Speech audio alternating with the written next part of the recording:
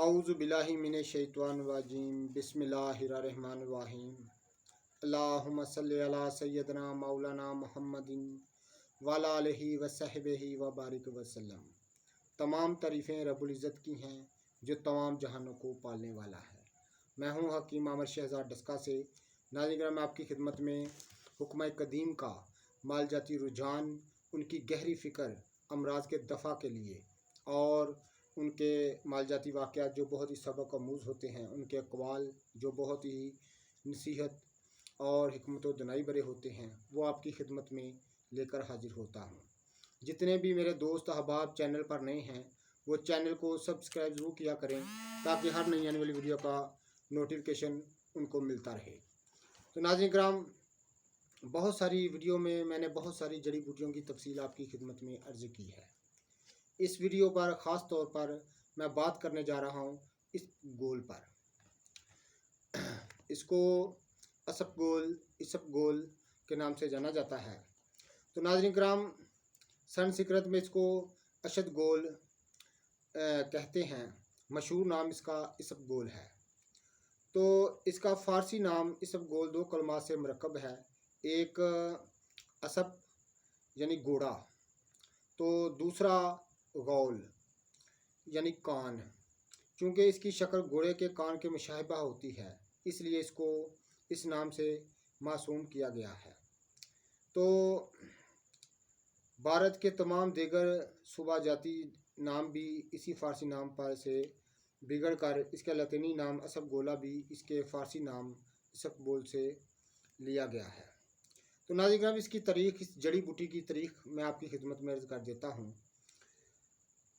किसी भी कदीम आयुर्वेदिक किताब में इसका तज़किरा कतई नहीं मिलता। वीज़ा के कदीम आयुर्वेदिक उलमा इसके औसाफ से बल्कि लाइल्म थे, लेकिन कदीम यूनानी और इस्लामी अतबा ने इसको वाज़ह तौर पर बयान किया है। चनांचे अरबी और फ़ारसी की अक्सर तबी कुतुब के मुफस्सिरीन ने इस और इसकी जमात से दीगर तुख्मों को बयान कलमबंद किया है और इनके तबी औसाफ को सराहा है। नहाज कदीम ज़माने में यहाँ तक कि 10वीं सदी में इल्मी हर पारसी तबी ने इसे अदराक से कुछ ही अरसे बाद इब्न सीना ने इस दुआ का ज़िक्र किया है।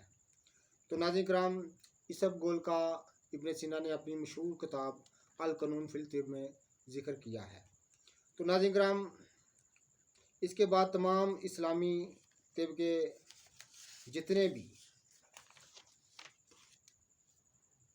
तबीब गुज़रे हैं, सब ने इसका ज़िक्र किया है। मुसलमानों के हिंदुस्तान में आने के बाद इसकी तवज्जो से जबकि आयुर्वेदिक अतबा को इस बूटी का इल्म हुआ, तो फिर उन्होंने इसको बतौर हिंदुस्तान में मंगवाया।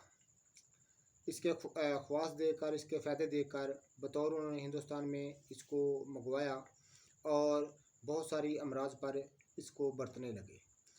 काफ़ी अर्सा कबल मगरबी मालजीन की तवज्जो भी इसी तरफ राग़िब हो गई थी। 18वीं सदी के शुरू में फ्लेमिंग, एनसी और राकस बर्ग तमाम ने असहाली हालत में इसके औसाफ को खूब सराहा है। तो नाज़रीन किराम, इसकी जाए पैदाइश जो है, इसका असल मस्कन तो फ़ारस है यानी ईरान है। ये सबसे पहले ईरान में काश्त होता था, ईरान से मिलता था। तो अब बहुत सारे मुल्क में बाकायदा इसबगोल की काश्त होती है, इसबगोल को बोया जाता है।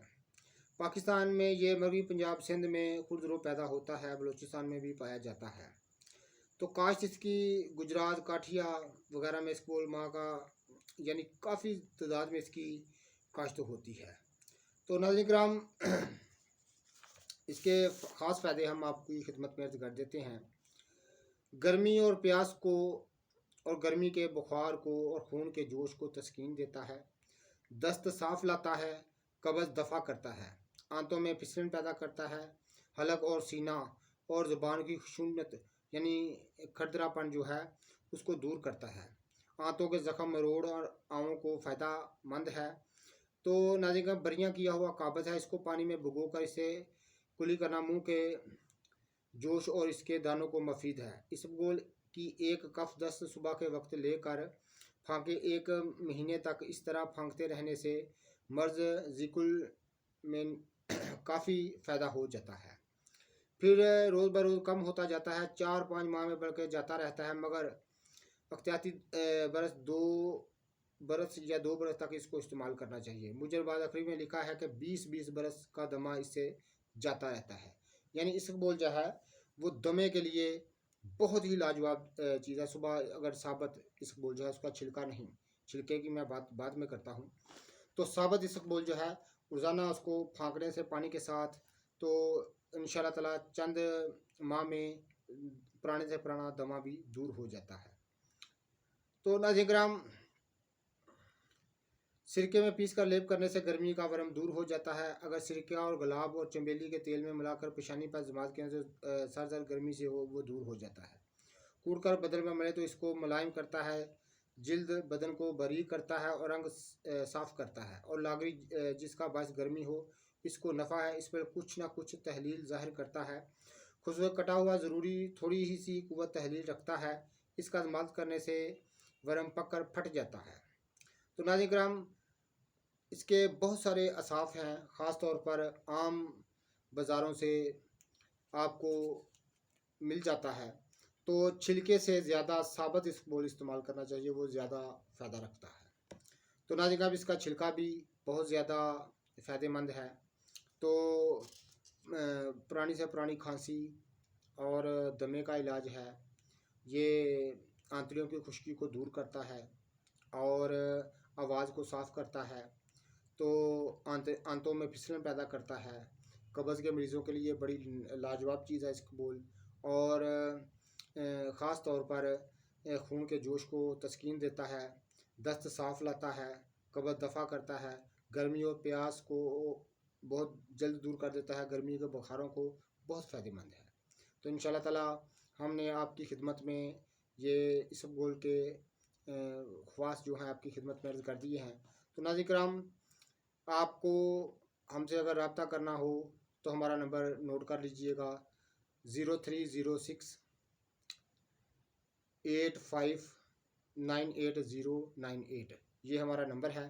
تو آپ اس پر رابطہ کر سکتے ہیں، ہمارے ساتھ رابطہ کر سکتے ہیں، ہمارے شفا خانے کا، دوا خانے کا آپ وزٹ بھی کر سکتے ہیں۔ تو ناظرین کرام، یہ ہم جتنے بھی میرے دوست احباب چینل پر نئے ہیں وہ چینل کو سبسکرائب ضرور کیا کریں۔